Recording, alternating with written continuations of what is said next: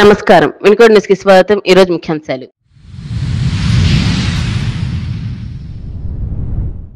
పల్నాడు జిల్లా పోలీస్ కార్యాలయంలో జిల్లా పోలీస్ అధికారులతో నేర సమీక్ష సమావేశం. పలు అంశాలను వెల్లడించిన ఎస్పీ కంచి శ్రీనివాసరావు.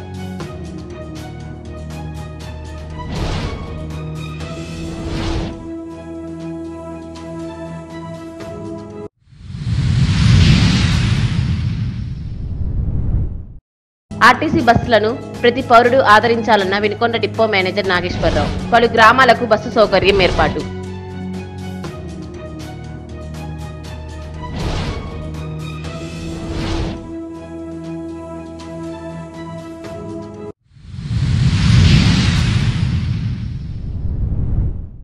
శావలపురం మండలం ఘంటావారిపాలెం సమీపంలో రోడ్డు ప్రమాదం. ఎదురెదురుగా ఢీకొన్న 2 లారీలు.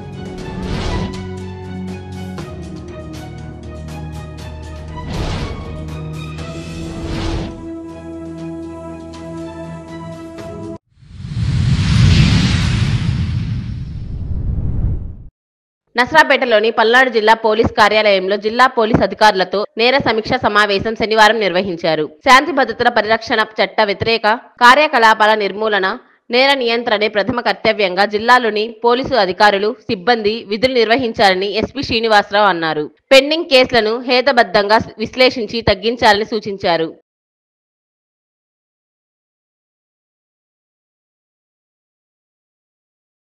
వినుకొండలోని శ్రీనివాస్ నగర్ లో కొలువైన శ్రీ అలివేలు మంగ పద్మావతి సమేత శ్రీ వెంకటేశ్వర స్వామి ఆలయంలో ఆదివారం ఉదయం 10 గంటలకు లక్ష గోవింద నామాల హోమ కార్యక్రమం జరగనుందని ఆలయ అర్చకులు శ్రవణ్ తెలిపారు.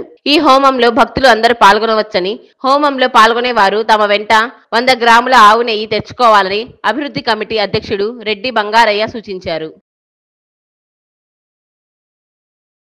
ఆర్టీసీ బస్సును ప్రతి పౌరుడు ఆదరించాలని వినుకొండ డిపో మేనేజర్ నాగేశ్వరరావు విజ్ఞప్తి చేశారు. మండలంలోని కుమ్మరిపాలెం, తిమ్మాయిపాలెం, భారతాపురం, నడిగడ్డ, కొప్పుకొండకు బస్సు సౌకర్యం ఏర్పాటు చేయించాలని కోరుతూ తహసీల్దార్కు విజ్ఞప్తి చేశారు.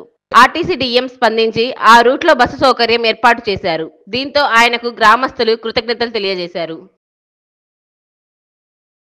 వెంటనే మాకు పైనుంచి వచ్చే ఉత్తర్వుల ప్రకారంగా తెలియజేసిన తర్వాత వీలైనంత తొందరలోనే ఈ రూట్లో బస్సు వేయడానికి ముందుకు వస్తాం మేము కూడా. ఎందుకంటే అవసరం ఉంది. ఎందుకంటే విలేజెస్ లో చుట్టుపక్కల బస్సు సౌకర్యం లేదు, చాలా దూరం దాకా చూసినాం మేము కూడా. కాబట్టి మీకు చెప్పేది ఏంటంటే బస్సు వేయడం గొప్ప కాదు, నిలబెట్టుకోవడం గొప్ప. అంటే ఏం చేయాలంటే వీలైనంత వరకు బస్సుని ఆదరించాలి. బస్సుని ఆ టైం ప్రకారంగా బోర్డు అది పెట్టిస్తాము. ఊళ్ళల్లో కూడా టైం ప్రకారంగా బోర్డు పెడతాము. దాని ప్రకారంగా మీరు ఖచ్చితంగా ఆ బస్సుని ఆదరించి బస్సు మళ్ళా కంటిన్యూ అయ్యేటట్టుగా చూడాల్సిన బాధ్యత మీ అందరి మీద ఉంది. అన్ని ఊళ్ళల్లో కూడా సాధన చేసుకుని చెప్పుకోండి.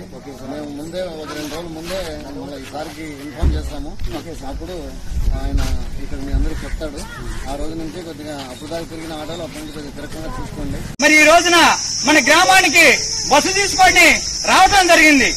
ఆ బస్సు తిరగాలంటే మన గ్రామం వాళ్ళందరూ కూడా సహకరించి టైం బస్సు వచ్చినప్పుడు మనం బస్ స్టాప్ లో వెయిటింగ్ చేసి ఆ బస్సు ఎక్కాల్సిందిగా మేనేజర్ గారు కోరుతున్నారు.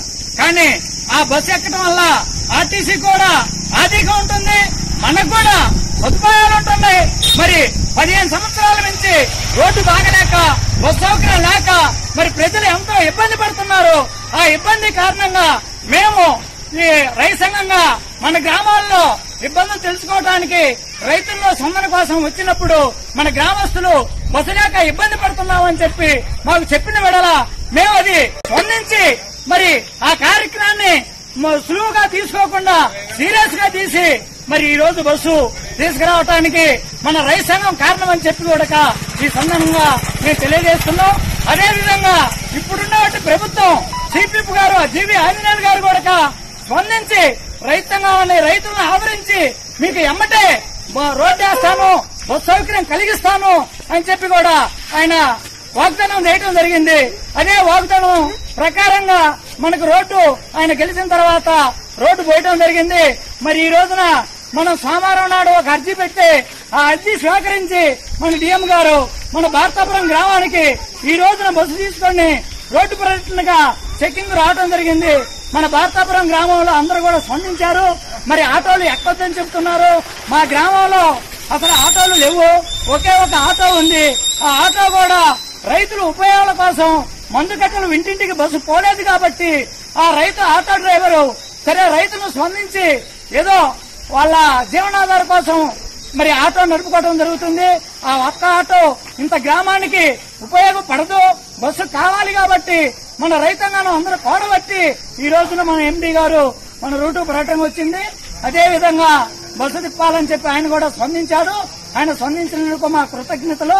ఇదే బస్సు కొనసాగించి భారతాపురం బస్సు తిప్పాలని, అదే శివాపురం మీదుగా నడిగడ్డ కొప్పుకొండ తిరిగే బస్సుని తిమ్మాపాలెం భారతాపురం నడిగడ్డ కొప్పుకొండ తిప్పాలని చెప్పి మేము బాగా డిమాండ్ చేస్తున్నాం.